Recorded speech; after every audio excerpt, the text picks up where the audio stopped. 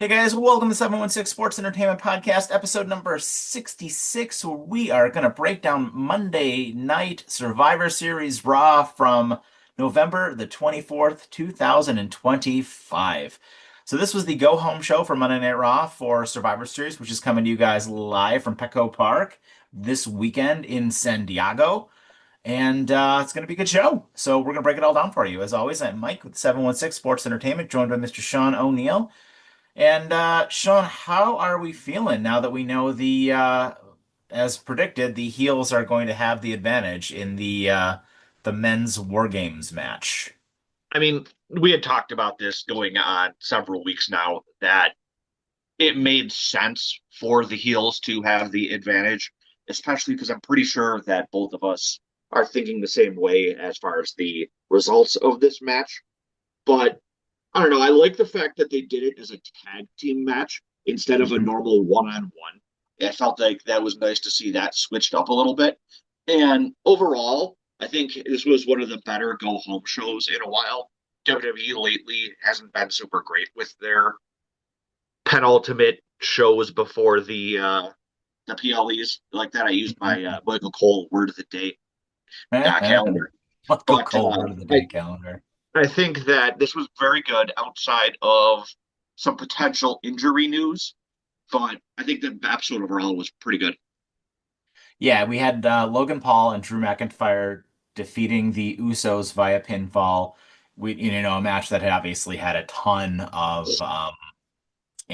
interference. So, everybody who was involved in the War Games match, except for Lesnar and Roman, came out to the very end, which we'll get into I'll just get into it now. The kind of the whole moment of the whole show is after Roman came out to help kind of give the faces the advantage. Brock's music hit, and Brock, I don't know if he got startled or if he got sub-zeroed by the ice that was on the ramp, and he proceeded to flip over like a backward somersault kind of thing, which was hilarious. And But then he proceeds to like not even miss a beat and just put his hat right on Braun Breaker, who was trying not to laugh. It was absolutely hysterical. Lesnar himself was cracking up as he was going onto the ring, and so was Heyman. And I think based on rewatching it, what happened was when he landed from doing his jump that he does, I think he slipped on something.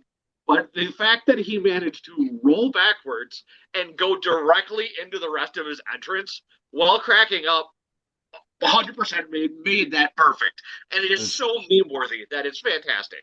And, oh, absolutely. oh god, Absolutely. I absolutely loved it. And him in the background laughing about it, I think made it even better. But Yeah. I don't know. I'm just excited for all of this, and I'm very interested to see how this War Games match is going to go with how many big name people are in it. Yeah. And of course, the match itself tonight or on Monday night was pretty good too. And Logan Paul obviously won with the most devastating move in all of wrestling, the surprise roll up, which perfectly okay with, especially with all of the shenanigans going on outside the ring. It completely made sense that he was able to pull that off. Yeah, absolutely. And the one my one takeaway from this match, like and especially with the post-match stuff, is seeing all the heels standing on the outside of the ring ropes there, facing all of the faces that were inside there. Brock Lesnar is bigger than all of those guys. He is bigger than Braun Breaker. It is crazy to me how much bigger Brock Lesnar looks these days. Maybe it's just because we haven't seen him in a while, and I don't really remember much of like the match he had with Cena at that awful WrestlePalooza show. But his arms are like gigantic. They're like tree trunks. So when you say that, think about how crazy that is when you look at how absolutely chiseled Drew McIntyre is, Hmm. how Braun Breaker is looks how ripped he is. Bronson Reed is like a tank just in size. And Logan Paul, even for being as skinny as he is ripped. Like to combine all of those into one person, and that person's name is Brock Lesnar, and then you compare it to the other side of the ring, like that entire heel team is like four times the size of the face team, just Oh girth yeah. wise. Yeah, I mean Like, the only guy on the face team that has any size at all to him is Roman Reigns. Right. And like if Vince McMahon were still around, he would be extremely in love with that heel Oh, team. he'd be having a wet dream right now. Are you kidding me? He'd Oh yeah. like big meaty men slapping meat. I mean, Exactly. he'd be on cloud nine right now, and just yikes. So Like I said, yeah, so that was interesting, and the show obviously kicked off with Roman Reigns, quickly followed by Cody, quickly followed by CM Punk, all doing their catchphrases, and poor CM Punk is just never gonna get that "Is it great to be alive" thing that he says over like ever. But they were all kind of like bickering a little bit. Cody made a very pointed comment about welcome to my team, which CM Punk didn't really seem to like all that much. And then at the same time, the Roman, when he like, he said, "Why don't you two just take it out and measure him right now?" I was dying. But the one thing that that I took away from this was when Roman was going back up the ramp, he made a comment, about how that title would look good around my waist. And Punk said to him, "Which one of us are you talking to?" And then when he got outside the ring, he said, "That's for you guys to figure out." I loved it. I absolutely loved it. Like that is excellent booking because I'm honestly, I think it's Punk, truthfully, yeah. and I think that's probably the direction that they're going to go for Mania. Because I just don't think that I don't think that Braun Breaker's in the cards for that title yet. I think we're gonna go the Brock Lesnar route with him, Yeah. probably. So there'll be some drama with him and Heyman, and it might even start this weekend.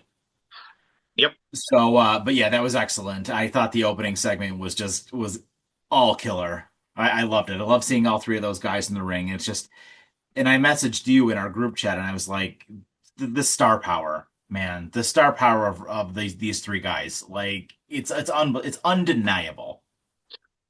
So I have a question for you. Seth Rollins doesn't get hurt. Who's the odd man out on that heel team?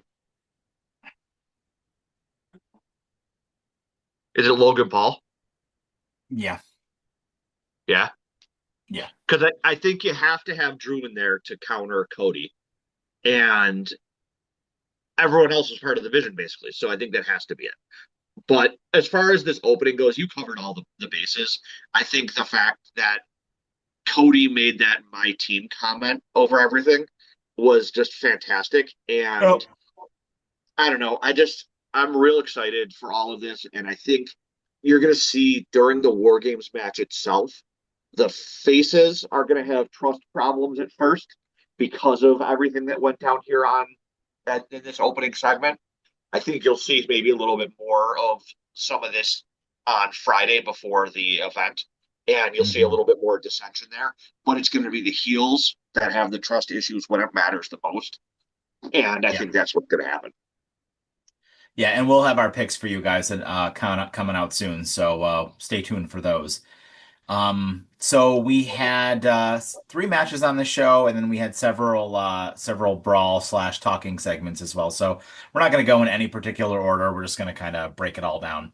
So we did have the next match in the semis for the Never Say Never John Cena Last Time Is Now Ultimate Tournament to crown the Never Seen 17 John Cena tournament. Gunther defeated Carmelo Hayes in what was by far the best match on the show. Wasn't not even close. I mean, there were only three matches on the show in total, but I mean, an outstanding because of course it was going to be an outstanding match. And I think although Carmelo Hayes lost, I would have liked this to probably be the final. I Yeah. think this was outstanding, and Gunther's just one of the best. He's just the best. I mean, he should be at the top of the card. He's another one. Like, I think if Randy Orton is not the one to defeat Cody Rhodes, I think it needs to be Gunther Yeah. because he's So, just he's incredible. as you said, this was our weekly edition of Mortal Kombat, the John Cena edition. And obviously, Gunther was going to advance here. I think what this match did, though, is it showed that WWE needs to have more faith in Carmelo Hayes, Yeah. and they really, really need to be using him on a bigger stage. I don't care if it's in this current heel version that he is, or if they turn him face somehow, but he has the personality, he has the ring skills. The guy is about as close to the total package as you can get for somebody who they haven't been using correctly. And it kind of sucks. Like you said, I would have been fine with this being the finals because I think that it was a hell of a match. And considering that our other John Cena match didn't quite turn out the way we all wanted, it obviously put both of them to shame for the rest of the night. Yeah. And we've been saying it for a while. Gunther is one of the 4 or 5 people on the roster that can wrestle a paper bag to a 5-star match. I Yep. mean, you know what I mean? There's a handful of guys, him, AJ Styles, Cody, Seth Rollins. I mean, these guys are all outstanding, you know? And yeah, it was fantastic. I'm so glad that we get matches like that, at least one every week on free TV. And once again, thank God that Gunther came back with his old theme. Oh yeah. Oh yeah. Oh my God. I mean, I don't hate Gunther was one of the ones I didn't hate the new theme, but I liked the old Imperium theme better. Yes, it was his theme was our biggest problem, and I think you'll agree with this, is that a lot of modern WWE wrestlers' themes are just super generic. Like Mhm. when they come out, it's like unlike back in the day when like Real American, the first strings hit, you knew exactly who was coming out. Or the gong, like you knew who it was going to be. Nowadays, there's some matches where it's like, who the hell is this? Rusev, for instance. Like whenever Rusev Yeah, comes out, I can I never miss remember Rusev's who's old Rusev. theme. I miss But Rusev's old theme. They what you should mean give him his old theme back. the Rusev Machka that it Yeah, started with? Rusev Butria, Rusev Machka. Yeah, they But should give him that one back. the thing with Gunthers is that he has that like Eastern European like I'm gonna come out and Ivan Drago you and murder you in the ring kind of He thing looks going like on. he's dude, he's got that Dolph Lundgren look, like he really Yeah, does. and I think I love that he's back with that. And honestly, I would be perfectly okay with WWE going back to people's older themes or just reworking their themes to being more recognizable again. Yeah, yeah. So then we had Dominic Mysterio come out to the ring to cut a promo on his Survivor Series opponent, John Cena, talk about getting the Intercontinental title back. When John Cena's music hit and a little person came out But not dressed just in any John little person. His name is Psycho, and he's from the Midget Wrestling League. and he was dressed in full John Cena gear, and he attempted to mock Dominic Mysterio a little bit, but Dom beat him down pretty good, to which he then was saved by Rey Mysterio, which led to our match between Rey Mysterio and JD McDonough, which was fine.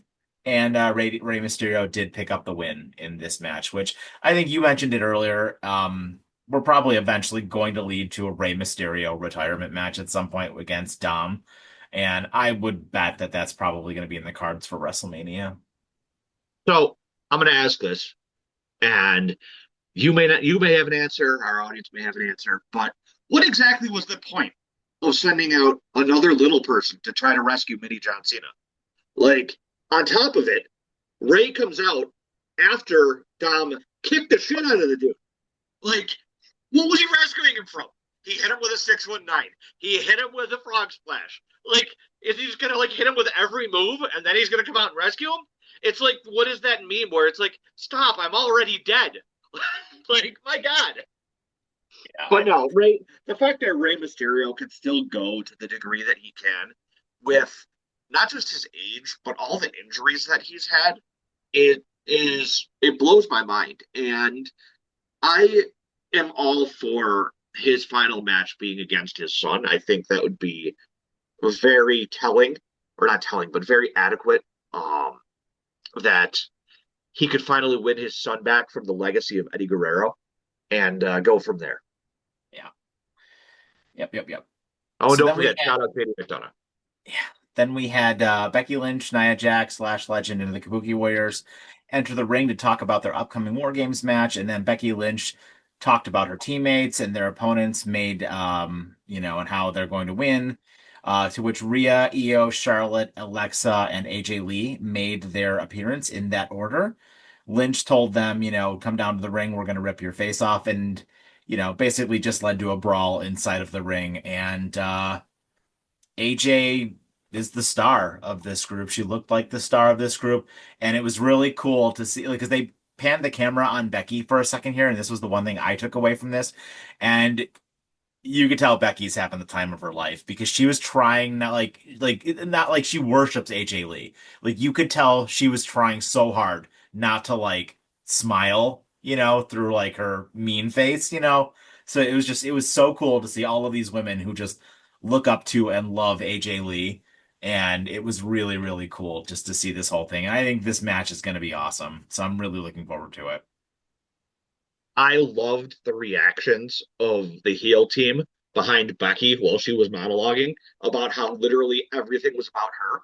And watching the reactions from like Nia and that, while Becky was talking about how all of them were going to get the rub from being in the ring with her and how she made everybody, it was absolutely fantastic.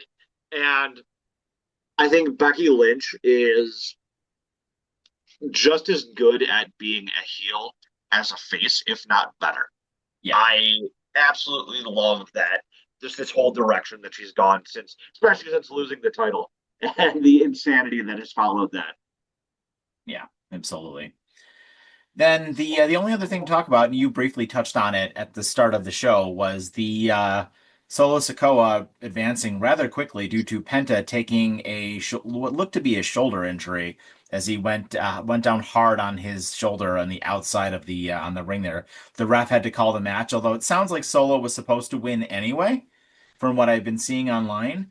But that's super disappointing, given everything that was Penta was slated to do eventually, soon here, reuniting with his brother and at a AAA show that was going to come down the road here a little bit. So hopefully he's okay and it's not a serious injury. But yeah, that sucks. Get well soon, buddy.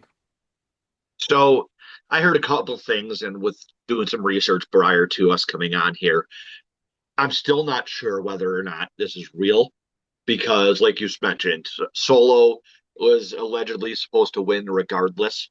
I don't know if it was going to involve, and that's what they were going to do to sort of bring out Phoenix and all that. But I also heard that when Penta went out, he potentially dislocated his shoulder and was He's telling trying them to pop it back in. that he Yeah. wanted to pop it back in so that he could continue the match. And just think about the balls of that. That you Yeah. literally at ringside want to pop your arm back in so you can continue the match. Like you want to talk about like leaving it all in the ring. My hmm God, that right there is like the definition of loving your job. Oh yeah, 1000%, 1000%. So yeah, so we'll see what happens there. But yeah, that's it. That was the go home show for Raw, and no women's matches on the show this time, but that's okay. They it was mostly just to further the matches and further the feuds.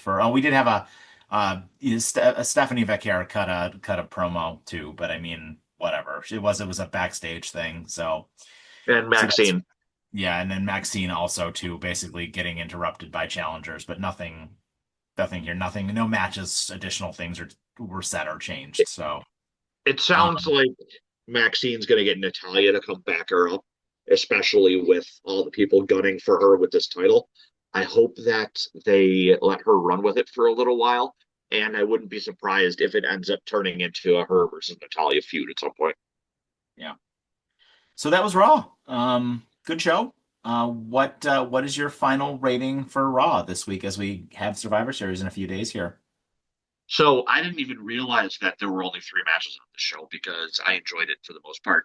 And so I'm going to give it, in honor of those three matches, a 3 out of 5.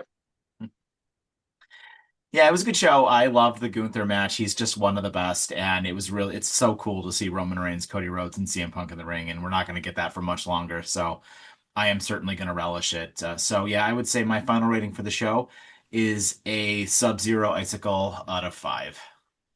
So that is our show, guys. Thank you so much for joining us. Look forward to our picks, which are going to be coming to you guys real soon. Have yourselves a fantastic evening. Have a happy Thanksgiving and take care. Happy Thanksgiving.